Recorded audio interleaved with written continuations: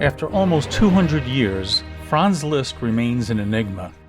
He is regarded with the highest esteem by many eminent composers in his day and generations afterward, but is often marginalized or even trivialized by some critics. So which is he? A genius or a dissonant hack? Or perhaps both? To begin with, Franz Liszt was born in 1811 in the small town of Debrecen in Hungary, which today is in Rating, Austria. He was a child prodigy and had soon become the undisputed king of the piano.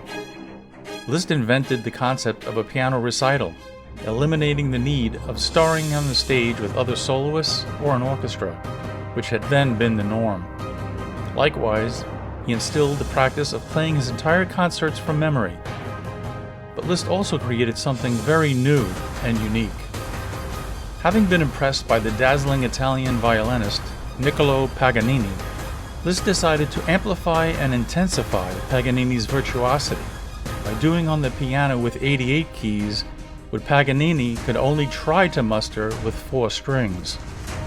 What Liszt invented was a whole new sophisticated language for the piano, which, with the beautiful nuances absorbed from Chopin and Schubert, was a miraculous burst of complicated virtuosity that shattered the refined and orderly world of classical music.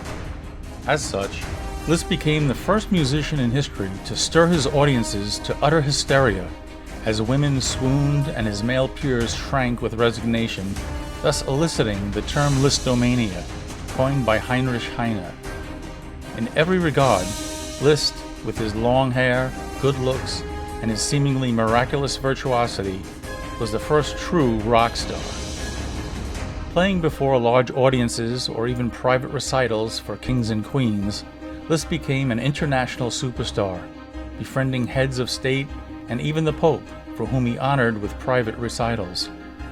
Quite impressively, as a devout Christian, Liszt had little interest in amassing great wealth, and donated large portions to charitable causes to raise funds for natural disasters, various memorials, and injured veterans of wars. As for Liszt's piano pieces, his Transcendental Etudes, for example, were an astonishing set of 12 studies, and without a doubt, they were transcendental. While others, such as Chopin, created a random set of short piano studies, Liszt instead had the innate talent to think individually and broadly. As such, his 12 studies, when compiled, formed a cohesive whole like a symphony, each piece playing off its neighbors, yet each piece being a radical leap forward in piano composition. Meanwhile, Liszt's versatility can be seen in such pieces as his nationalistic Hungarian rhapsodies, to the beautiful Sospiro and Liebestrom, to the silly Grand Galop Chromatic, or the profound Sonata in B minor or Dante Sonata. But then, at the height of his fame, at only age 35, Liszt shocked the world and abandoned the concert stage. He decided to settle down and concentrate on composition and become not only the Kapellmeister in Weimar, but soon emerged as a leading conductor who championed the works of young avant-garde composers and such friends as Hector Berlioz and Richard Wagner. Liszt soon divided his time between 3 cities: Weimar, Germany, where he established his music school to teach students free of charge; Rome, Italy, where he took minor orders and became an abbé; and in Hungary, where he established a conservatory of music. Liszt was a sponge and soaked in inspiration from everything, everyone, and everywhere he traveled. From the images of countrysides, which inspired his impressions of Switzerland, Italy, or even his Spanish Rhapsody, to images of water fountains, which inspired sparkling innovations such as the fountains of the Villa d'Este, to momentous events in his time, which inspired the funeral marches to heroes and homages to casualties of war, and perhaps most importantly, to great literary works, which in this regard yielded the groundbreaking Symphonic Poems and the earth-shattering Faust and Dante Symphonies, which not only honored Goethe and Dante, but with their radical innovations became prophetic masterpieces that literally hurled Liszt's lance into the future.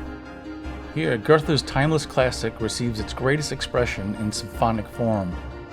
Liszt constructed his symphony in 3 movements, each portraying a character and their psychological bearings, which go through a series of ingenious variations. The first is Faust, second Gretchen, and third Mephistopheles, which leads seamlessly into a beautifully scored choral ending which celebrates Faust's victory over evil. Refusing to end on a negative note, Liszt utilized Goethe's chorus mysticus from his second Faust, hence obtaining salvation through the graces of the eternal female. As for the Dante Symphony, Liszt shocked and horrified audiences with his hellish first movement, depicting the terrifying brutality and stormy evils of hell in the Inferno. Its central Andante Amoroso section offers relief and beautifully depicts the ill-fated romance of Francesca and Paolo in Dante's poem, and is scored with delicate woodwinds, strings, and harp. But then the ugly and brutal winds of hell rise once again, leading to an ominous and cataclysmic ending that sends shivers down your spine. The Purgatory movement follows, with Dante's ascent and glimpse of redemption, tenderly portrayed with woodwinds and harp, creating an almost visceral image of the sparkling tranquility of healing waters. As the movement proceeds, it aptly portrays the striving for atonement, which leads to the glorious Magnificat. When performed live, with the chorus out of sight as Liszt suggested, one's whole being implodes with heaven's celestial magnificence, leaving the listener emotionally and spiritually saturated. Liszt's Dante Symphony is a symphonic spectacular of demonic and angelic beauty. It was a favorite of Rachmaninoff's and many others, and it's clear to see why. It's a pivotal work of art of not only the 19th century, but of Western civilization. The Faust and Dante symphonies sit at the pinnacle of the art of symphonic music for their radical innovations, profound interpretations of their subjects, and their miraculous leaps into the future, far beyond the works of any of his peers. And it is here that Liszt's genius and influence is felt most, for his works profoundly inspired and altered the works of countless composers, from Camille Saint-Saëns, Dvorak, Tchaikovsky, Edvard Grieg, Sibelius, and many others. But most importantly was the impact Liszt had on Richard Wagner, Claude Debussy, and Arnold Schoenberg.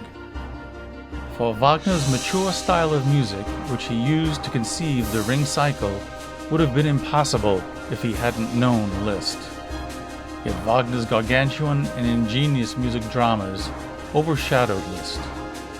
Meanwhile, Debussy's impressionistic music, of which he's been credited, was truly born out of Liszt, as was Schoenberg's atonal music. In this regard, Liszt's miraculous ingenuity and achievements were overshadowed by others who have basked in the light for centuries, while the true master of 3 genres of music lay overlooked and neglected at least until recent times. For the awakening to the true impact of Liszt's works is unavoidable, and while some of Liszt's other works fail to be fully successful, or others seem harsh, they all offer tidbits of gems that were picked up by other composers and used very successfully. Franz Liszt was the ultimate experimenter, and in that regard, his works were destined to be a mixture of failures and sublime masterpieces. And it is here that Liszt most resembles Leonardo da Vinci, each being the ultimate genius of their age, and each endlessly curious and daring enough to fail in the pursuit of breaking barriers that would inevitably push advancements in their respective fields, not only by a few years, but even by centuries. Therefore, despite Liszt's failures, or the complaints that some of his pieces were crude, there's no avoiding the fact that he, unlike any composer in history, was the leader of his own Romantic era, the true father of 2 future genres, namely Impressionism and atonal, and, as music professionals like David Duvall say, Liszt's improvisations also set the seeds for jazz music. Meanwhile, it can also be said that with such pieces as the Dante Symphony or Totentanz, Liszt is also the true father of heavy metal. That is miraculous.